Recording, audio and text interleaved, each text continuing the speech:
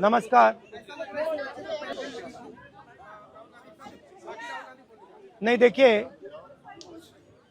आप बोल रहे हो कि पैलेट गन लगी है, मगर मैं ये समझाना चाहता हूं पैलेट गन कब लगी है। पैलेट गन तब लगी है जब मेरे भाई हिंदुस्तान का तिरंगा लिए ऐसे पीसफुल प्रोटेस्ट कर रहे थे। सरकार ने कहा है कि कोई पैलेट गन यूज नहीं हुई है, कहा है ना। ये देखिए, ये है पैलेट गन, थोड़ा घूम जाओ। इसको कहते हैं पैलेट गन, इसको कहते हैं पैलेट गन।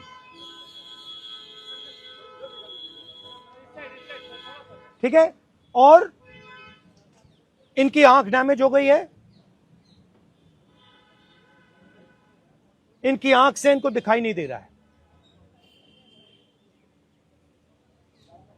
तो ये हमारे फ्यूचर है हिंदुस्तान के। ऐसे हजारों युवाओं पर पैलेट गन चलाई गई है, लाठी चलाई गई है, मारा गया है, पीटा गया है। और ये क्या कर रहे हैं? पीसफुल प्रोटेस्ट कर रहे हैं। क्यों कर रहे हैं? इनका पेपर लीक हुआ है। इन्होंने पुलिस का एग्जाम किया, मेहनत की, सालों मेहनत की, और फिर एक दिन इनको बताया गया कि भैया पेपर लीक हो गया है, आपके पास 60-70 लाख रुपए नहीं है, जिसके पास है वो पेपर खरीद के चला गया, आप जानो, आपका काम जाने।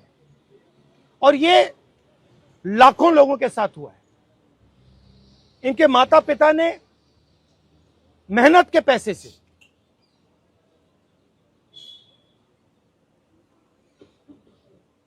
इनको अपॉर्चुनिटी दी। तो सरकार को झूठ बोलना बंद करना पड़ेगा। सरकार ने हमारे फ्यूचर पर आक्रमण किया है, और फ्यूचर क्या कह रहा है? फ्यूचर सिर्फ 3 चीजें कह रहा है। पहली बात, जो एजुकेशन मिनिस्टर है, जिसके कारण यह हुआ है, जिसके कारण ये बाहर निकले हैं, पीसफुल प्रोटेस्ट किए हैं, जिसके कारण पेपर लीक हो रहा है, उसको सैक किया जाए। दूसरी मांग कि ये जो हमारे फ्यूचर पे गोली चलाए हैं, लाठी मारे हैं, उन पर कार्रवाई होनी चाहिए। और तीसरी मांग